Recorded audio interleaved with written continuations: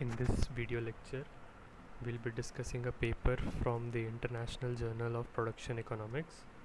So the title of the paper is Conventional or Additive Manufacturing for Spare Parts Management, an extensive comparison for Poisson demand. So the first question that comes to mind is, what are spare parts?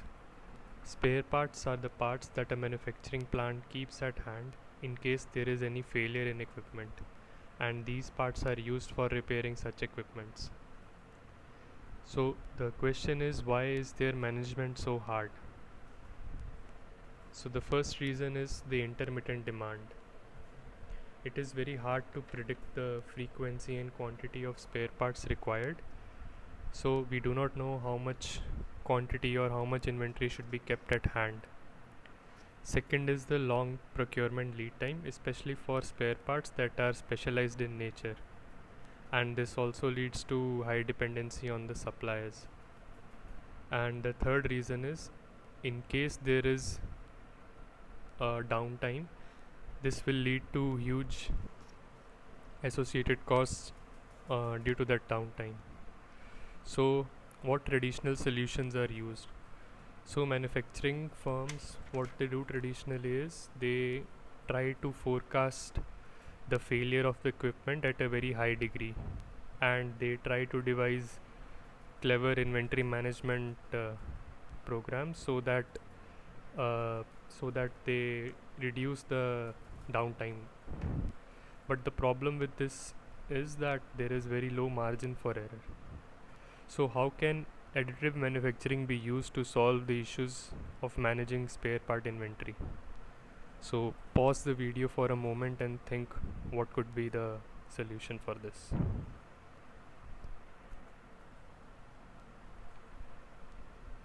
First we'll look at the pros of additive manufacturing with regards to spare part management. So the first is that the spare parts can be produced in-house. So there is little to no downtime, and the production lead time is also very less. So this also means that if we are producing in-house, when the equipment fails, when spare part is needed, we don't need to keep any extra inventory, and this also reduces the dependence on suppliers. And also, if we are not ordering anything from outside the firm, there is no need for highly accurate demand forecasting. So at the end of the day, additive manufacturing will help in reduction of the risks with for the associated disruptions and all the costs that come with it. Now we come to the cons. So the first con is that spare parts usually have a high uncertainty in their mechanical properties, and these are usually not trusted enough by the manufacturing firms, and then they prefer the traditional route of ordering spare parts from their suppliers. Additionally, the production of spare parts with additive manufacturing leads to high production costs. So the basic premise of the paper, the basic question that the paper wants to answer is, which technique will be better, additive manufacturing or conventional manufacturing, when it comes to spare parts management? There are two main factors that decide whether AM or CM is beneficial. So the first factor is the type of the part, that is the features of the part itself. So a part has different mechanical and economic properties associated with it, and the second is the type of inventory decisions that we take. So the first research question the authors want to ask is, so you can follow that blue arrow. So what effect do part features have on deciding whether AM or CM is beneficial? The second question is, what effect does inventory system have on deciding whether AM or CM is beneficial? And the third is the combination of both these settings. So while after combining these issues, we ask which is better, AM or CM.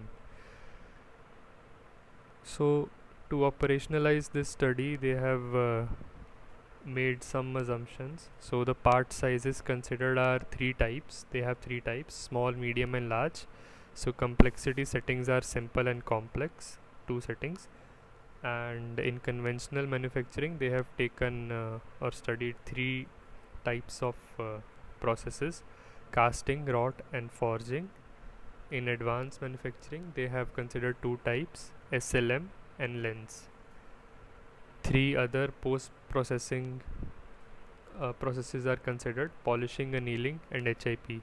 So a part is manufactured by combination of all these processes, and we later see which, for each setting, which type is better. Is AM better or CM better? So for example, if a spare part is manufactured by casting and it follows through with the post processing of polishing, will that part be beneficial if we manufacture it using conventional machining, or if the same part is manufactured using SLM and then followed by polishing, which is economically beneficial? So if we go to the paper now, we first look at the framework of the study. So again, these two major factors: the features of the part and the inventory management system. So what effect do they have on the AM or CM?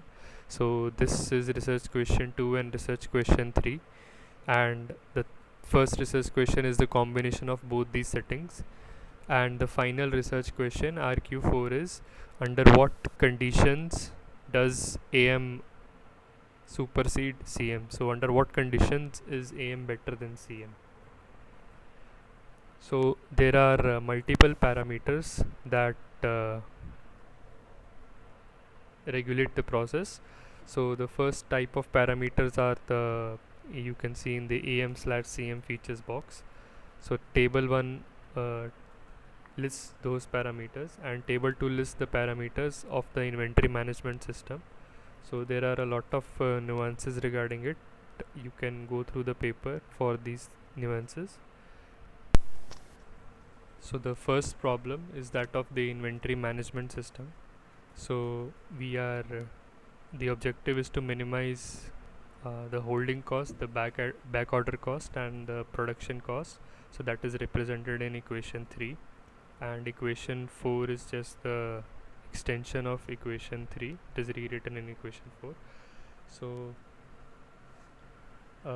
the first term is that of the holding cost, and this is the expected holding cost during coverage time Ti plus Li, and this is multiplied by the holding cost H times CPI per unit. And the second part of the equation is the back order cost. So both these processes follow a Poisson distribution.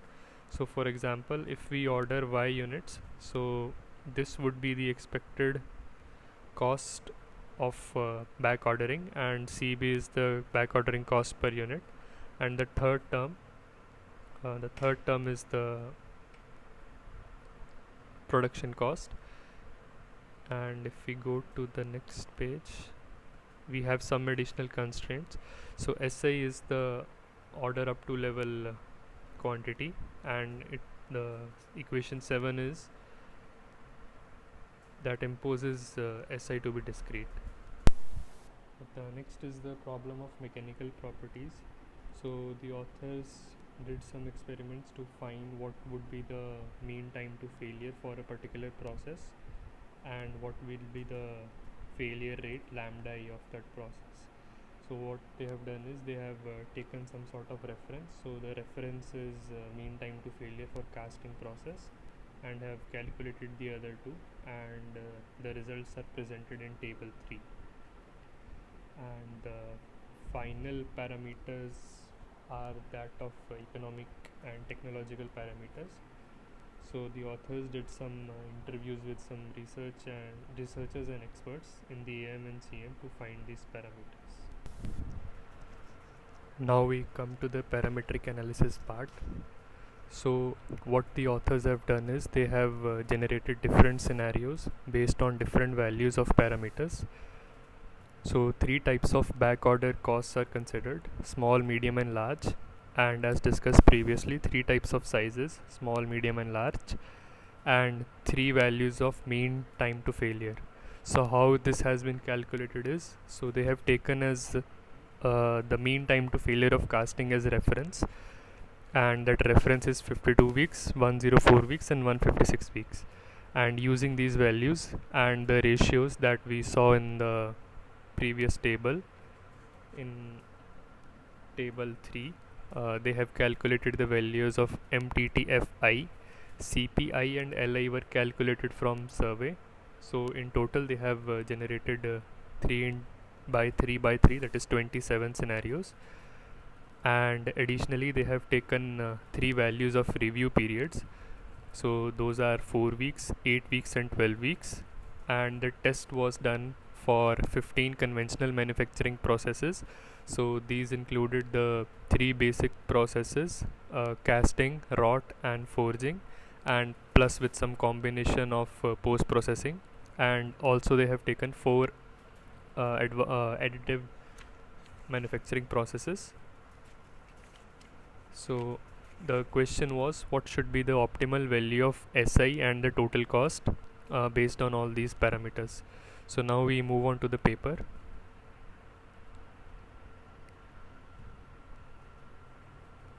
So as I discussed, like there will be 27 scenarios and there will be 3 figures, which, so this is the first one, second one, and the third one. So these figures are based on different back order costs, and the each figure has 3 sub figures, so small, medium, and large. These are the sizes. And then we have 3 different back order costs, so 26,000, 51,000, and 1,000.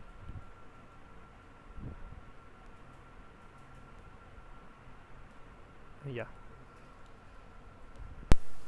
So coming to the first results, so what we see is that, so F plus P for conventional manufacturing, and SLM plus P or SLM plus P plus HIP for advanced manufacturing. So these represent the cheapest solutions. So you can see that F plus P, so this is this orange bar. F plus P represents lowest cost on average across all the scenarios. And also we see that in advanced manufacturing, SM plus P, so the sky blue line and the navy blue line, these are the lowest cost across all these scenarios. The second key result is that for a small part size and low back order cost and high MTTFI, so small part size and smallest back order cost and high MTTF, so we see that we are not seeing the sky blue line. So this means that the optimum back order quantity for this scenario is 0, so that is no parts are stored. And for one additional result, I'll quote the line from the paper. So you can see the line in the bracket. So in particular, the convenience of using AM as spare parts sourcing alternative increases, reducing the size of the part and the unitary backorder cost for high MTTF, but also combined with AM CM feature as high CM procurement lead times. So in these cases, the higher production cost of AM options is compensated not only by the possibility of leveraging the print on demand approach, but also by their higher reliability as shown from MTTF ratios. Now we come to the part of the impact of inventory management variables. So there were 2 such variables. So the first was this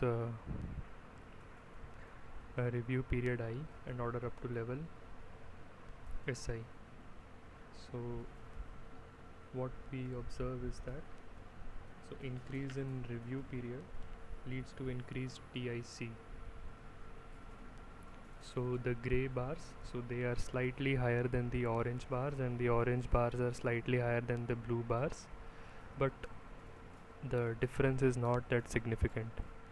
So second variable that they focused on was the order quantity. So if the maximum order quantity is limited to 1, so either S max is 0 or S max is 1. So we go to that case, this one. So we see that here SLM plus P, so that is the navy blue line, and sky blue line, and the SLM plus P plus HIP, the navy blue line. So it considerably outperforms the conventional manufacturing costs, and we see that it becomes more pronounced when the part is small.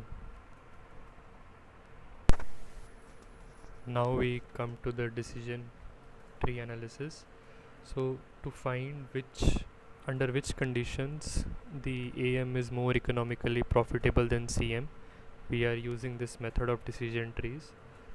So it classifies for a given set of attributes which technique is the best option. So the three key attributes that are discussed are size, the backorder cost, and the mean time to failure. And the authors are considering three scenarios. So the first scenario is that all the data of MTTF ratio is considered. The second scenario is data of the last 3 years is considered, and the scenario C is when we limit the capacity of inventory capacity to either 0 or 1 with the data of last 3 years. So for case A, scenario A, this is the decision tree. So how to read this? So for 10%, so for example we take this leaf. So for the 10% of cases, 10% of items that reach this case, the accuracy is 100%. And similarly for 75.8% of items that reach this leaf, the accuracy of correct classification is 97.4%. And C represents the cost. So the cost average percentage increase in cost when wrong option is selected. So this is basically the cost of misclassification. Similarly, decision trees for scenario B and scenario C are also given. Now we come to the final part of the paper, that is the conclusions. So the main conclusions I have highlighted. So the first main finding of this paper is that profitability of AM generally increases for small parts, low backorder costs, high procurement lead times of the counterpart produced by a CM, and higher review periods. The second is that if the storage space is unbounded, F plus P will always be the best option. So but if we consider the MTTF ratios data for the last 3 years, so AM increases its profitability because of improved mechanical properties of parts produced via AM to such an extent that SLM plus P, that is with and without the post process of HIP, will outperform F plus P for small parts. And the final main conclusion is that if there is no storage space, so something like an offshore platform, all the AM options will be better than the CM options. So with this we conclude this paper. Thank you.